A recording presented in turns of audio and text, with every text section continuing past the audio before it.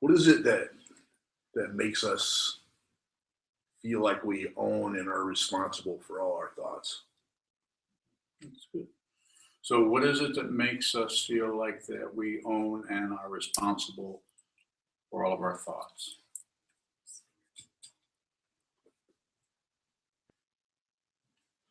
I don't know. Pain, isn't it? You could say that it's a passion, aggression, and ignorance. It's the grasping part of it, and it's also the grasping by way of pushing away, and it's the shutting down on things and trying to have our way. It's just dissatisfaction with things, not getting what we want, having too much of what we don't want, not being able to control things.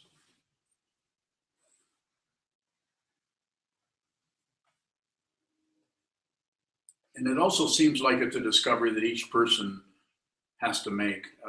You could say outside of the concepts and the teaching and the understanding, we have to listen to that to some extent and try to use that as a recipe or a support for our awareness practice. But at some point you are by yourself, you're alone. You have to do basically what the Buddha did so many centuries ago, is you have to stop objecting, stop agreeing, and stop looking away. Those are the three poisons. Those are the three ways that, as long as those are operating, one of those or all three of them or any combination are operating, the awareness that needs to see reality is shifting this way and this way and pushing this way and pushing that way. There are ways that you personally may need to do this conceptually. You may need to look at certain set of concepts, and there are, in Buddhism, it's a cumulative tradition, so there are just dozens, if not hundreds, of different kinds of conceptual constructs. Some of them are extremely conceptual and difficult. Understanding Buddhist philosophy, I just recently acquired a book on the complete teachings of Dzogchen, Dzogpa Chenpo, which is the teaching of the basic teaching of Nyingma tradition, the school of the ancient ones. I think it's the first Tibetan school on Buddhism. Extremely complicated, extremely involved and complicated information. And we're not here to talk about correct, incorrect, you should or you shouldn't do that. But the way I like to talk about this, having experienced both in the Zen tradition and pretty extensively in the Tibetan tradition of doing mantras and visualizations and doing a lot of it. I'm not talking about a few 100,000. I'm talking about lots and lots and lots. It looks like the reason that kind of situation has been created is because self-centeredness or ego is so gnarly, so convoluted, so incredibly complex, based on just not only what's happening here this week, last week, what happened when we were being raised, all the causes and conditions that are incredible. It's like there are just zillions of things, countless things coming from every direction, influencing, affecting this apparent singularity we call me and my stuff, my life. Like Sheldon was asking about, what is it that makes us believe? Why? What is that? And so it seems that we have to kind of go back through it. We have to sit down and start with the first thing that arises, which is how bad we feel. And then what's just behind that, what's just behind that. And just behind that, how do we get deeper down into the layers of consciousness that may help us really see what is fundamentally true? Why do we keep fighting with ourselves and going to war? Why is it that we make mountains out of molehills? A little thing happens, and yet we have something small that happens, and yet we have extreme anxiety over it. Or we have extreme anger over some little thing that somebody did that wasn't even intentional. They're involved in their life trying to figure things out, and they stumble into you and bang into your shopping cart.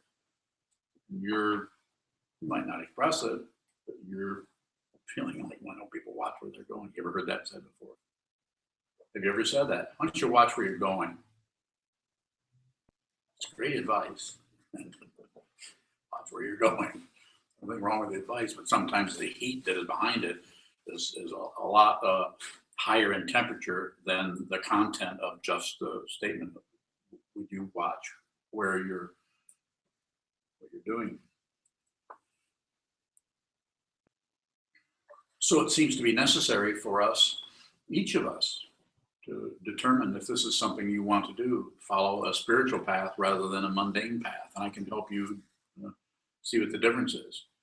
The mundane path is trying to get better with what is apparently here. I sometimes call it squeezing happiness out of samsara, trying to get things so things are pretty good. You've got your education, you've got money in the bank, you weren't born Afro-American, that helps. You know what I'm saying? It's, you didn't have any control over that, but at least I'm here in this situation. At least I am born in the United States, which these days isn't looking so good. But, at least I wasn't born in Somalia or in some country where people are treated terribly. And so we look at our life and we decide. Everyone in here is either just has decided or is in the process of deciding. Some of you are quite young. In the process of deciding, what should I do? What should I do with my life? I'm not here to sell you anything, a belief system, anything. I trust everybody here. How do I do that? How do I say I don't even know what's going on in your head or your mind or anything? I trust you because I know that if I say I trust you, that's probably going to help you more than anything I can say to you. Because what does that do? That you're saying, well, this old guy's been looking at things for a long time and he's saying he trusts me. So maybe I could take a look at what's going on with me and I could come to some kind of understanding of what I should really do. The only thing I would say is, obviously, meditate to see what your mind is actually doing. But also, you can realize that only you know what you've been through since you were born. Only you really know what kind of labyrinth you've been dragged through or you've run through or what kind of obstacle course your life has been like. So only you know if you're really ready for this situation. I think this is the best thing to do, is to train your mind. Hold still, sit down. You don't have to believe in Buddhism. You don't have to disbelieve in Buddhism. You don't have to do anything with the belief. But to hold still, sit down, hold still, and look at what the mind keeps coughing up. Plans, regrets, hopes, like Sheldon was asking about. Thoughts that are just bothersome, to say the least, just bothersome. Just like having this whole situation, there's an assumption we come in, well, we've got this figured out. Bunyo and Christy worked really hard on this most of the afternoon. So and I just got a thumbs up from Christy saying that apparently something's working. So, but we don't know. What's really important is not so much that we get this thing working. What seems to be really important is see what the mind is doing around anything that is an apparent result or an expectation. Really see what that is and see that if you don't do anything with it as you're getting disappointed, like maybe getting disappointed because this situation is not working, see what the mind is doing with that. There's really nothing to accomplish. There's nothing to do. And this doesn't mean going the other way and say, well, I don't really care about anything. Whatever happens is fine. This is another kind of self-centeredness operating. Any position you take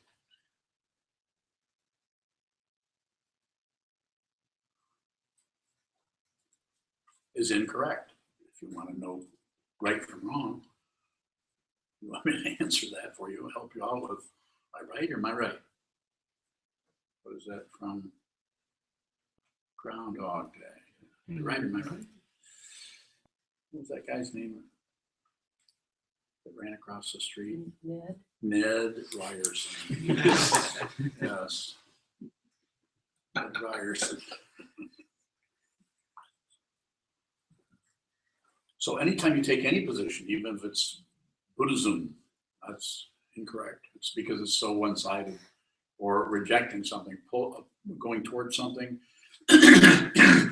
Often Buddhism, that's why it's called the middle way. It's not too tight, not too loose. We actually are able to rest in, the fancy word is equanimity. Even though warfare arises, we do nothing with it. Even though the warfare, and as Sheldon was asking about this, why do we believe these thought patterns?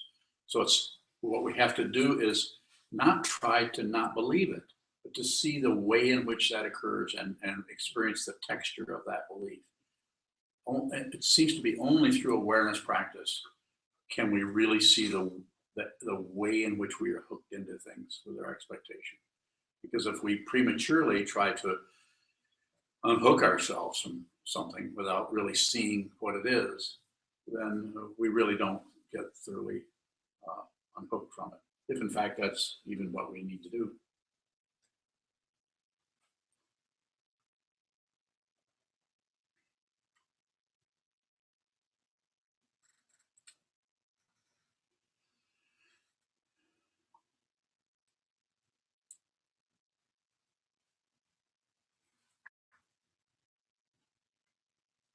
So it's not particularly about getting rid of expectations or getting more of this or less of that. It's not about being more hopeful or being more fearful, but it's about seeing the way in which we do that without objecting, without agreeing, without adding any kind of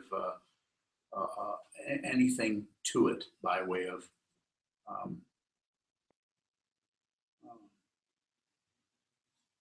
well, agreeing or disagreeing or shutting down.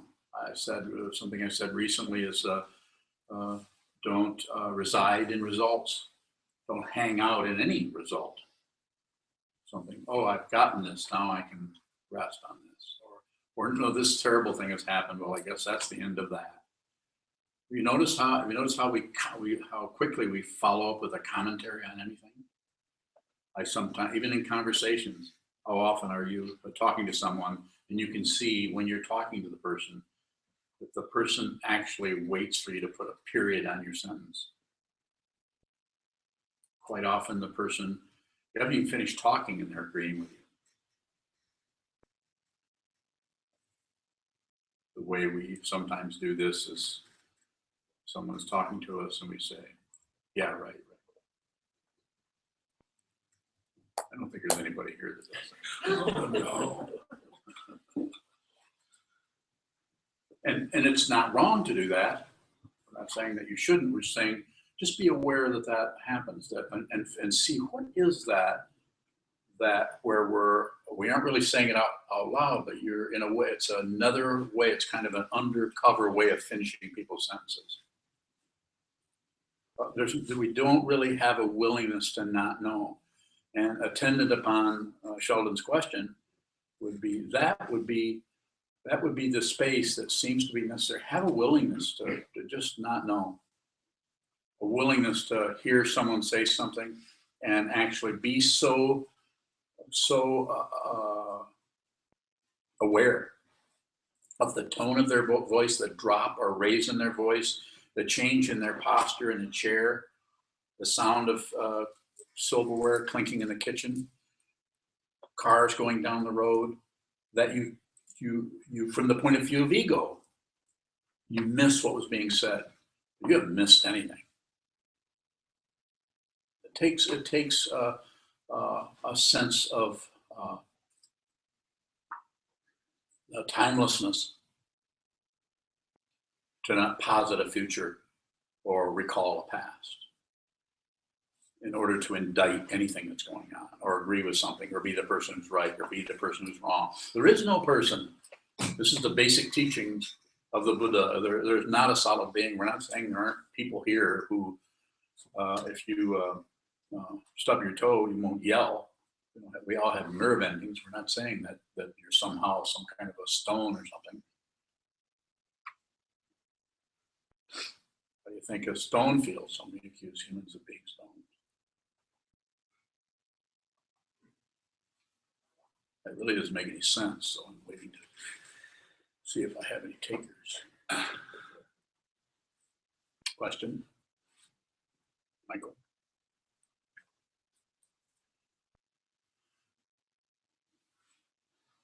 You used cause and effect in your statement. And I'm wondering, is there really any cause and effect? Is it real? So the idea of something being real, meaning it's something that is not threatened.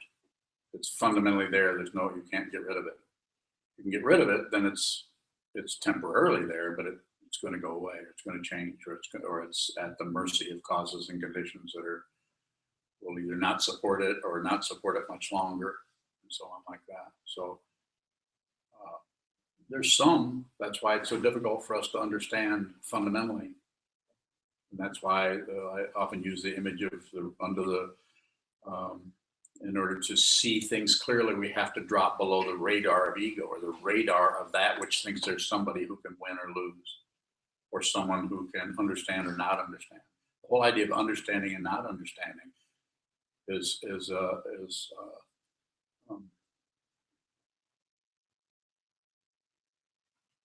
assumptions around that make it difficult for us to go any deeper, have any kind of depth to our understanding without some kind of a logical or reasonable support for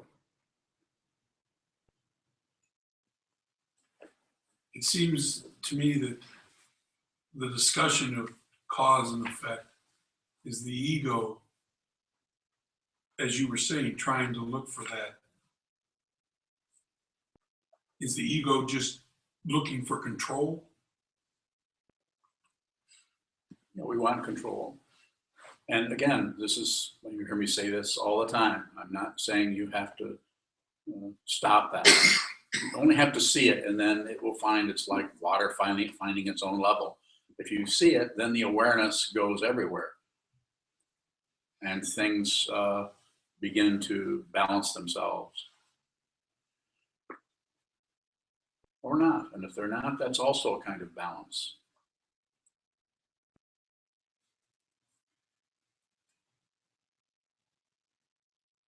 So is it cause and effect that is stopping us from accepting, I don't know?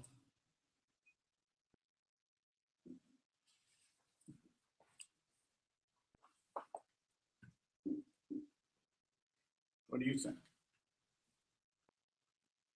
Yes, I think it's a lot to do with it. And then, no. What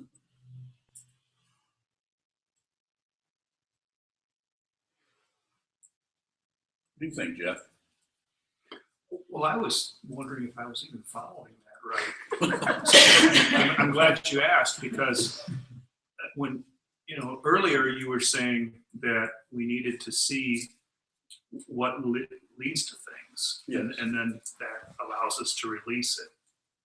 And then right after that, you said, you're talking about in communication, not shutting off sentences and being able just to say, I don't know.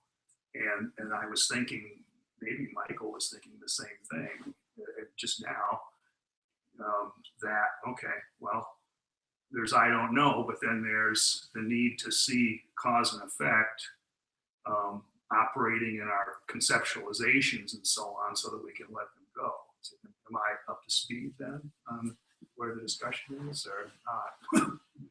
Well, I usually say you don't have to let anything go, because quite often we're looking for a credential that I just let that go. I used to really hang on to things, but I don't do that anymore. I just let it go. I'm just, everything's going smooth. I just don't hang on. I let go. And it seems to be sometimes that we're fooling ourselves by doing that, because it's not that you can't let go of something, but quite often the letting go is more like a throwing away without really looking and seeing the way in which we are hanging on. If you say, I've said this many times, and then here I am saying it again. If you see the way in which you're grasping or clinging to something, then the very nature of seeing that allows things to relax or not be so critical or so important, or and then there may be a letting go, there may not, there may be something like that, but it's not something you're doing as some kind of strategy around trying to get less suffering. The actual struggle to get less suffering is suffering, because there is an assumed self that needs to do this, not do that. And the assumption around the self is what when we come in here and do sitting meditation and sit down and look at the wall. Hopefully you're doing this on your own and do a lot of it. And what we eventually begin to see is the way we keep concocting some kind of identity that can win or lose. And we use the thought patterns to, if you're having negative feelings, you're going to say, I'm feeling this way, I'm feeling that way, I'm feeling better today. So we have a regular case history that's going on, or a commentary, or like a news reporter, a journalist looking at everything that's happening and interviewing all of your various discontinuous identities to see how they're all doing. The reason that I asked that question, because, well, like everybody knows, I've always been someone to say, yes, that's, Everybody did before you finish. But that seems to be, to me, looking at that, seemed to have been looking for a cause, which is nothing more than say, I knew that. Yeah, what is it Kozan does sometimes?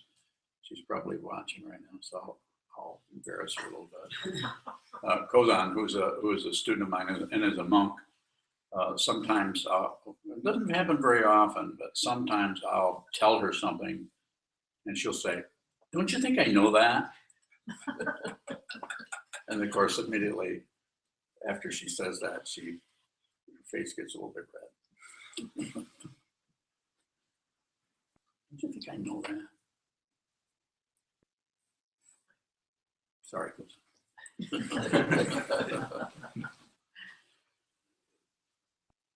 but we jump to these little tiny, they're not very far, but we move into a conclusion. We go into, we are so desperate for a reference point that we will go into any kind of result, any kind of a locking down on anything, anywhere. It's very difficult to just fundamentally be in any given situation and not take a position on anything.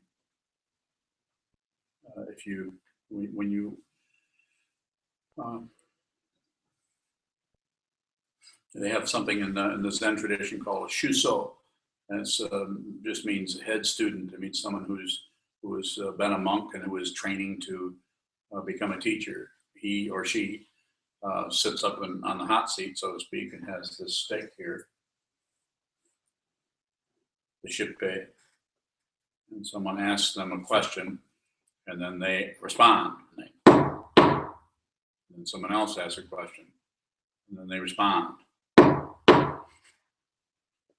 think it's 2 times, isn't it?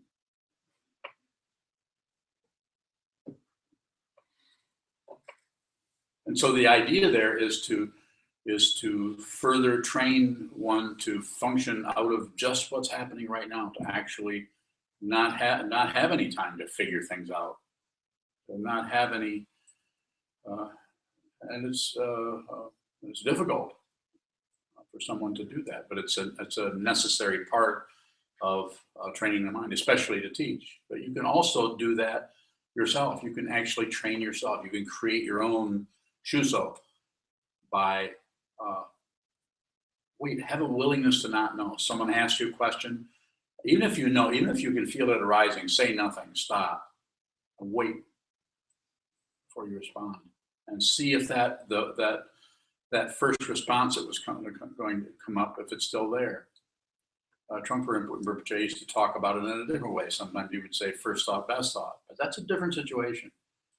That's where you're scrambling around for ideas and everything, and just something happens and the very first thing that comes up is actually it, but it's not exactly impulse, because there's way too much space around it for it to be just an impulsive response. Very interesting area for all of us to work with as we have conversations with people, as someone is talking and we wait for the period in their sentence. If you begin to do that with someone that you know really well, there's a good possibility they may wonder if you're all right. They're so used to hearing a certain kind of response for you, or a certain kind of body language, or a certain kind of statement. Don't misunderstand. I'm not saying that's bad. These are bad things, and that you should even stop doing it. But to be aware of it is somehow over time, especially if you have an ongoing awareness practice where you're sitting down facing a wall and strengthening that which sees, and not that which comes to conclusions about things.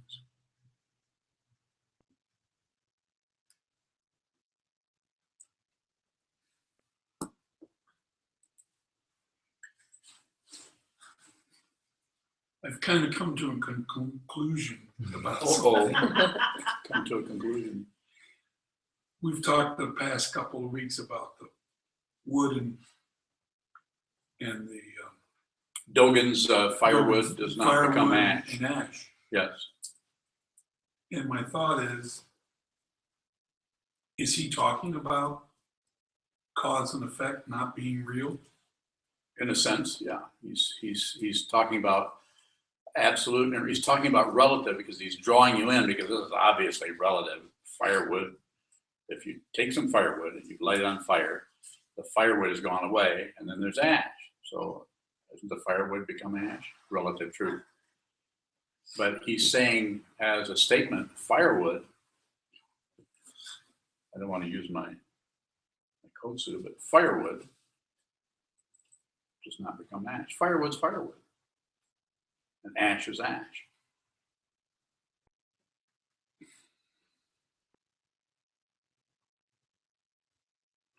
So one of the things that you can begin to understand by just observing, it's a kind of a koan.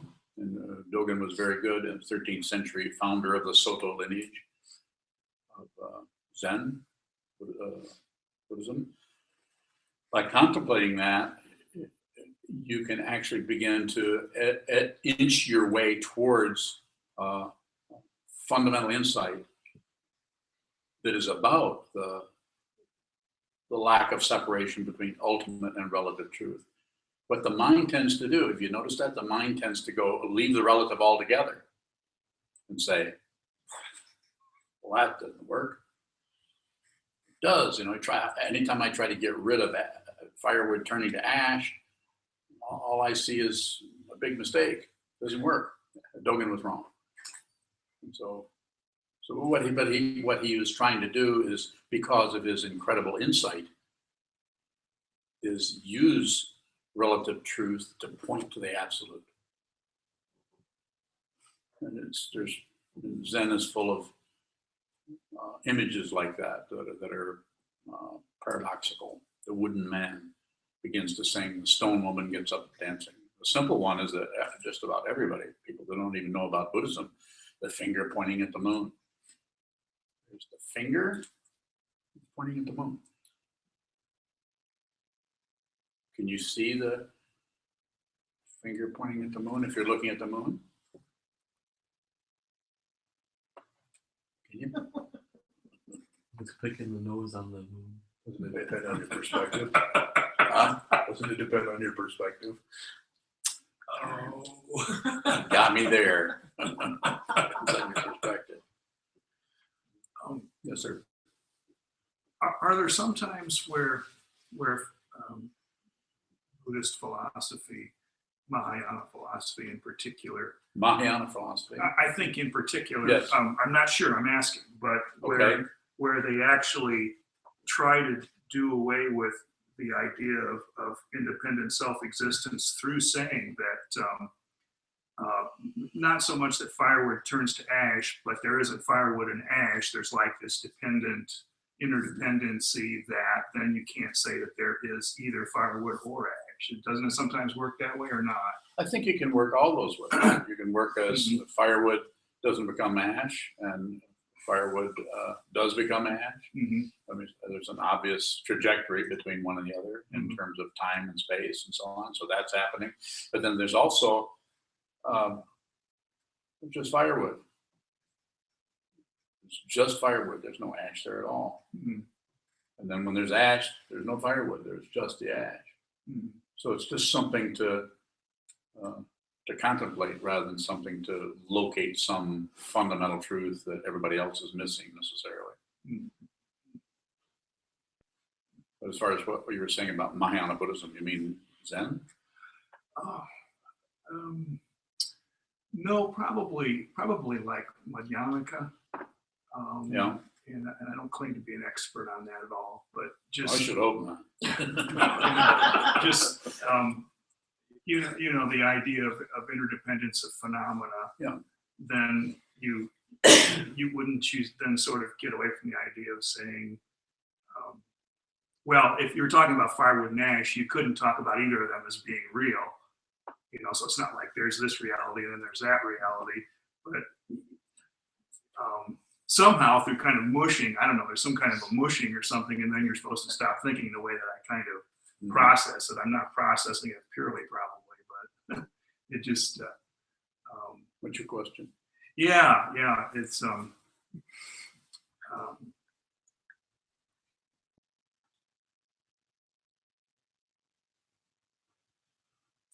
interdependence. Then, okay. Yes. So let's say someone were to ask you, firewood and ash. Then how are they? Go ahead. How are they? Go ahead and ask me that. Okay, firewood and ash. Then are they? Yes. Are they interdependent in some way? Yes, they're dependently. One is dependent upon the other for its apparent identity. Mm-hmm. That's it, dependently arisen. Okay. And then I know in Indian philosophy, probably other philosophies too, Western philosophy, they used to talk about, it's probably an old idea, they don't even talk about it anymore, but like the cause, the effect already present in the cause, which is kind of like that ash, firewood becoming ash thing, so that neither of them are, there's kind of a lack of reality if the effect is already present in the cause, but that's not what we're talking about, is it? Or I don't know. I mean, it is conceptually. We can talk about that conceptually, but also. I was just wondering if maybe Dogen was talking about that and saying no, like My understanding of what Dogen was saying, and also not only what Dogen was saying there, but the way he tended to talk was he would talk out of both sides of his mouth at the same time, like absolute and relative. And he would be able to talk about things in such a way that it would further our insight if we're practicing, and if you're working with your awareness itself rather than the truth or falsity of what is arising in the awareness. So then whatever arises has a relative and an absolute component to it. You could say component. Do you, it's a half-baked idea. It's kind of a memory. I mean, years ago, I read some other example that Dogen used, and it had something to do with a guy traveling down a river or something, watching the bank going. Have you ever heard that one, Chase? Have you ever heard that one? Okay, never mind. Doesn't Chogyam Trungpa Rinpoche talk about that in Cutting Through Spiritual Materialism? I don't know. Maybe. You're not talking about that feeling of you're on a train and the train next to you is starting to move and you think you're moving, but really it's the train next to you moving. Like the bank moving, or is the boat? Yeah. I don't know.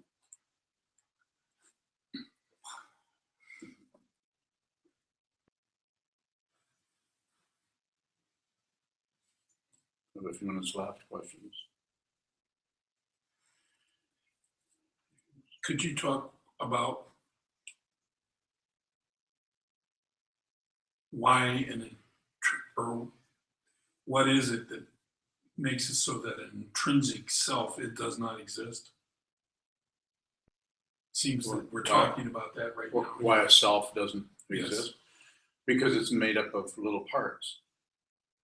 It's made up of, the conventional, like we chanted the Heart Sutra in English, the form, feeling, perception, concept, consciousness are all empty of the self. If you take form, you can't find the self in the body. You can't find the self in perception. You can't find the self in concepts. You can't find this find a solid being anywhere. There seems to be a sense of hearing, sense of smelling, sense of tasting.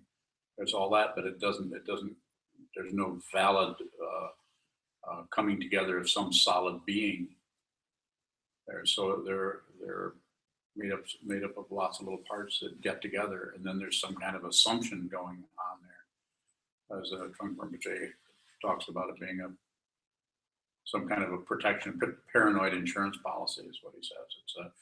It's like some kind of a feeling that something here has to be protected. And of course, this could be coming from all the conditioning we have as human beings, not wanting to be eaten by wolves, and, protecting ourselves as an organism. So there's that going on. There's lots of conditioning around that, and then there's all of the cultural conditioning and the things we're taught by our parents and by our culture. You have to do this. You can't do this. You have to worry. You have to be afraid to protect yourself. But as far as fundamentally, there is not a solid being here because it's changing all the time. Have you noticed sometimes you're afraid, sometimes you're not? If you're solid, you wouldn't necessarily be. But there seems to be that belief that it is this monolithic self that is unchanging. Yeah, it's a belief. Yeah. Which means you think something is true with no proof. Yes.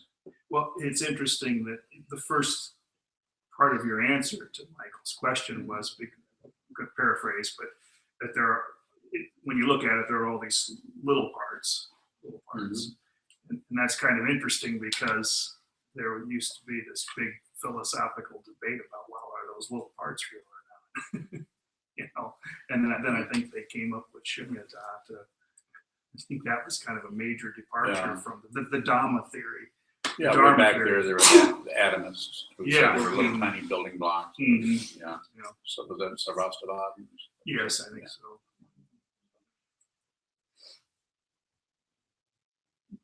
Well, isn't that kind of though the same question that Sheldon's asking, is that are we having these discursive thoughts because we think the self is real?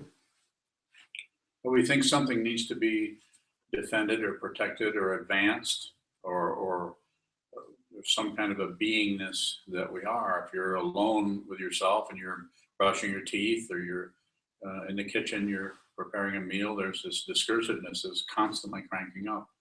All kinds of ideas, accepting, rejecting, analyzing, judging yourself, judging others, trying to find out how you fit in or how you don't fit in.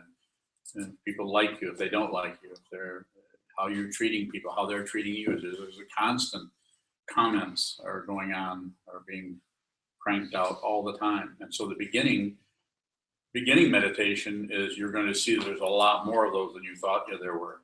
Because we're able to kind of hide out from those through ignoring. But when we sit down and start to strengthen the awareness or make the area where there's a lot more space around things, then we begin to see how really intense this self-centeredness, the little tiny skirmishes, little warfare that's going on between this and that all the time. So you don't have to stop that. It's good news. You don't have to be something you're not. You can actually be who you are fundamentally, which is, according to this teaching, is fundamentally sane, fundamentally clear, fundamentally not separate from the awakened one, or not separate. Everything that is arising is dependent upon everything else, where it's apparent singularity, identity, or need for protection, or need for advancement, or need for approval.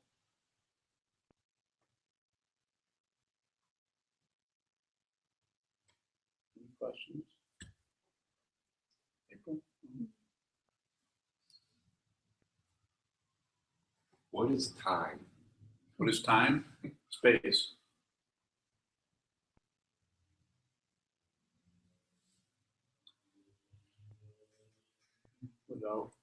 Without this, there's no duration happening. That's Einstein. Who? E equals MC squared. light, no, energy over the speed of light squared, right? Right. It just Energy means that equals- a very small amount of mass has a tremendous amount of energy in it. That's all that equation Yeah. means. We found that out in Hiroshima.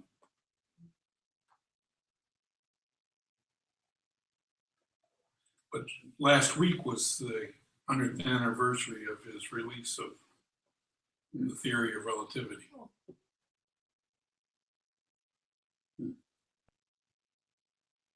Tuesday, I think it was. Special, that was the first one, right? And then general was the second. Question. Um, yes, back to the firewood doesn't become ash. Yes. During our training as a doshi or a doan or any of the temple forms, Yes, you've taught us about halfway measures. yes. And I noticed that when you come up to the altar, you're very deliberate in approaching it. And what is the consideration there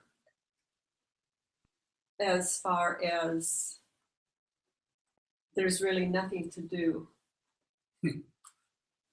Well, it's a feeling like I might not make it to this chair. So I have there's goals, but they're not based on some kind of a story. So yes, I know it's Wednesday night. It's time for me to give a Dharma talk. But there's all kinds of parts to it, and sometimes the parts are more stand out more. Sometimes parts stand out. Sometimes I get up and I look at the altar and I'm not really looking for anything wrong with it particularly. I guess maybe the question is more about the completeness of each glance or thought or It's not separate. That's why you can actually wallow around, to make an indulgent word, in separations. Because if there's no solid being over here, then that shows up. If you're not separate, that means you're not separate from anything. You're not separate from anyone. So anyone with all of their confusion, their anger, their difficulty, and everything, you're resonating with that. If you're with someone who is having difficulty or is depressed, or someone who's really upset with you and is violent, you're those things. It's like when we hit the drum, and when the drum is a certain way, that window over there rattles. And so it's very similar. If you're not separated and isolated into your own special little cocoon, then you're vulnerable. You're open to everything. You can be affected by things that might go right by someone else who is more shut down and looking at a particular situation. Like the great Advaita sage of the last century, Nisargadatta Maharaj, said, all knowledge is ignorance. That wasn't saying you shouldn't learn anything, just saying that it's interesting to look at when you know something. If you know something, you're ignoring everything else. You're separating yourself from everything else. It's not something to be corrected necessarily. It's just to realize when you're actually looking, using the altar as an example. When I come and I look at the altar, I kind of forget where I'm at. When I sit up here and turn around and look at you, I forget what I'm here to do. It doesn't last long. Pretty soon O'Neill tells me what to do. or Sheldon light goes. But it's not you don't operate out of mistakes anymore. This doesn't mean that you don't have You just don't ever have a fear of making a mistake or making a fool of yourself. In fact, and in fiction, you might feel like a fool all the time. You might feel like a fool for 3 or 4 days. And then that goes, and then something else comes along. Then you feel like you're a wonderful person. And then that goes, and then something else comes back. And you notice that you no longer have any kind of say-so about what is arising and passing away. But what you do have a say-so over is to be very, very clear about it. If you're clear and you see what is arising and falling without any particular agenda about it, then it becomes very, very crisp and very, very vivid, and you don't miss much. Everybody else might be totally entranced by this particular situation, but you're not entranced by anything. So therefore, if something happens outside the building or down the hallway, you probably will not miss it, unless you do. So it's about being entranced. Have you noticed that? I mean, probably everybody can think about something in their life or in their situation or in the last 3 days where they've been so focused on something that everything else just kind of fell away. Not right, not wrong. We're not talking about never being entranced. Always talking about awareness. Yes, sir. Shoka. As people practicing meditation, is there a sense of equanimity Equanimity. within the constant change of what's coming up? Change is equanimity. But we separate it out of our preference for one thing over another. Samsara is nirvana. Insanity is sanity.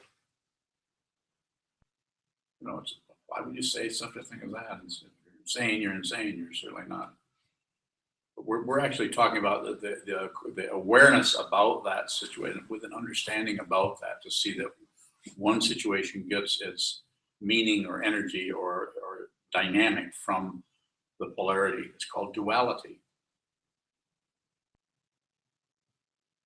Yes, sir. I was listening to a Dharma talk, Baker Roshi from the San Francisco Zen Center, one within the last few years. And he was talking about walking, you know, he comes into the room and bows to the altar and you know, does this and that. And he was talking about noticing all the particularities and not just, he used the phrase container, like if he just turned the whole thing into a container where it was kind of this uniformity that was created by his past perceptions and all that, then he wouldn't be seeing, you know, the individual characteristics and people and all that. And which sounds like awareness, okay, but then something in the back of my mind said, well, how does that, you know, does that harmonize with mind only, everything? I mean, if you're seeing all particularities and stuff like that, then are you missing? Well, no. Particularities are universal. Mm-hmm. Very nature of that is, Mm-hmm. you know, you don't miss anything. You might miss the content of the story around it or someone's interpretation, but the fundamental situation, you're not separate. So I sometimes say it this way, and this is it may be helpful, it may not, but you actually are looking, since everything is dependently risen, then you're actually, anytime you look at anybody or anything, you're looking at yourself. You're not separate from anything. Mm-hmm. So you're actually looking at different versions, different ideas, different energies that you're not separate from. So sometimes there's a feeling of recognizing. You recognize it. You're not at war with anything. Even in very difficult situations, you just recognize them. And the other thing that came through my mind when you know, was talking about no half measures. There's a Zen saying about you know, when you're doing, kind of back to the firewood and ash thing, which I think brought it to mind, is that when you do an action, burn yourself completely, or something to that effect in it. And when I used to hear that, and maybe still hear it, I kind of wonder, well, okay, but I mean, you know, that's really close to like just ordinary, just losing yourself where there's no awareness. So there has to be an awareness of things, but somehow, so I'm wondering, the terminology, I guess, is difficult for me to totally points. So what's the Losing- question? Well, can you speak about losing yourself in an action, burning yourself completely in an action in a good way, but how that doesn't, how there's still enough critical awareness to know that you're not falling into delusion while you're doing it. Well, you can't help but fall into delusion. Can't really do anything about that. But the half measure thing is not so much about not doing that, but it's a way that I have used for teaching, which is to help people work with their awareness in a way is that see anything that has a point of origination and a goal. You can do this as a practice. It can be picking up a cup of coffee. So rather than just reach for the coffee, pick up the coffee, drink the coffee, and put it back down, you could find some area in your life where you're practicing a half measure. In other words, you're actually going you're stopping halfway. You're actually seeing what that halfway, because the area from there's the coffee cup and I'm going to drink the coffee cup, that whole area in there tends to get very cloudy. So halfway between points. So it's just a practice. That's what I think you were referring to. So it's like a physical thing of It's doing something the movements in the ritual. Yeah, and it's very, we often teach that in here, and basically Chazon and other people, Ash and Shoko have been teaching more forms than I have lately, but the idea, anytime you do a form, it's good to see the halfway point. Doing prostration, it's good to see halfway what that is. Quite often we're so result oriented that we go from here and then you need to do this right. So correct or incorrect is not so important. So quite often we teach someone a form and then we watch how they can't do it rather than correct them. Now, maybe somebody's teaching that in a different way, but the way we begin is to see where, the whole idea of practicing any form is to see that you can't really ever live up to some kind of there's always something that, it's kind of not quite right about it. At least that's what it's always seemed to me. I never could get anything right. So that's rather than burning something all up or doing something thoroughly or no halfway. I was using the word halfway measures and taking it out of its conventional context as don't have halfway measures. And as a criticism, I was using it as a positive thing by saying, let's look at the halfway measures of everything, the halfway. Everything. It's a good place to divide things up and see the way in which things are not separate, and also see the way in which we're deliberately splitting things in half by actually going and splitting things in half. The things that conventionally aren't split in half.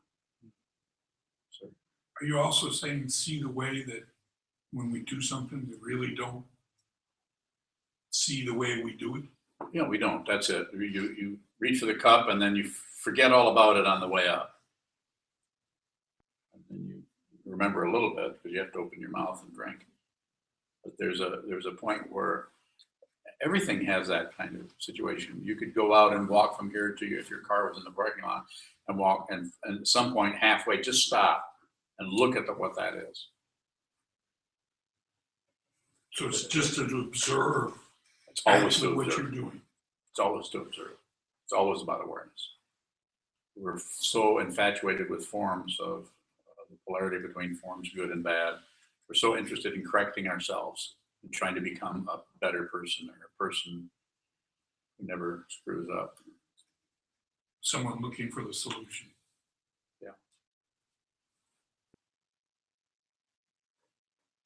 Yes, should be closed. Okay, then we're going to dedicate the merit and welcome to everybody here, and welcome also to anyone who was able to join us on Google Hangouts. Hopefully that worked well. And,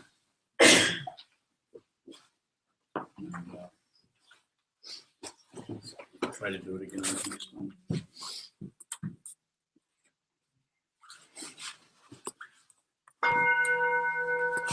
Merit penetrate into all places so that we and every sentient being together can realize the Buddha's way. Jiho San Chi Shi Shi Son Gu Sa Mo Sa Mo